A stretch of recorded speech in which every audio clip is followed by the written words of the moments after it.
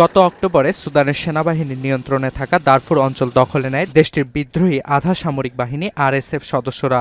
এরপর অঞ্চলটি জুড়ে ছড়িয়ে পড়া গৃহযুদ্ধে অসংখ্য প্রাণহানি ছাড়াও বাস্তুচ্যুত হয়েছে এল ফাশের শহরের প্রায় 1 লাখ বাসিন্দা।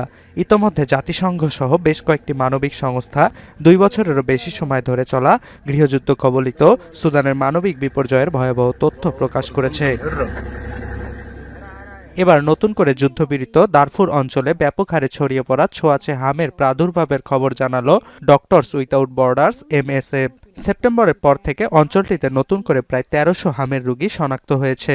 তবে এমএসএফ জানায় চলমান সংঘাতের কারণে দারফুরে স্বাস্থ্যসেবা অবকাঠামো ভেঙে পড়ায় রোগটি নিয়ন্ত্রণে বেগ পেতে হচ্ছে তাদের। অঞ্চলটিতে হাম প্রতিরোধের জন্য সংস্থাটির আইসোলেশন রয়েছে মাত্র 25টি, কিন্তু প্রতিদিনই বাড়ছে রোগীর সংখ্যা। আর এতে সবচেয়ে বেশি ঝুঁকির মধ্যে 5 বছরের নিচের শিশুরা। শুধু হাম নয়, ডিপথেরিয়া, হুপিং কাশি, ডায়রিয়ার মতো অন্যান্য রোগও ছড়িয়ে পড়ছে দারফুর জুড়ে। কিন্তু এগুলো নিয়ন্ত্রণের জন্য পর্যাপ্ত চিকিৎসা সামগ্রী নেই সেখানে কাজ করা মানবিক সংস্থাগুলোর কাছে।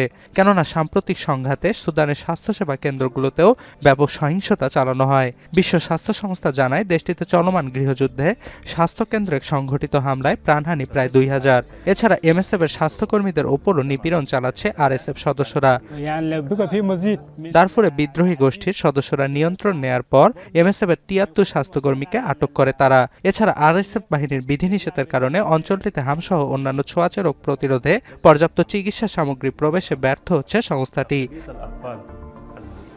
গেল প্রায় 6 বছরে সুদানের 1,79,000 শিশুকে হাম প্রতিরোধী টিকার আওতায় নিয়ে আসা হয়েছে বলে জানায় ডক্টরস উইথাউট বর্ডার্স। তবে এটি প্রয়োজনের তুলনায় খুবই অপ্রতুল বলেও জানিয়েছে সংস্থাটি।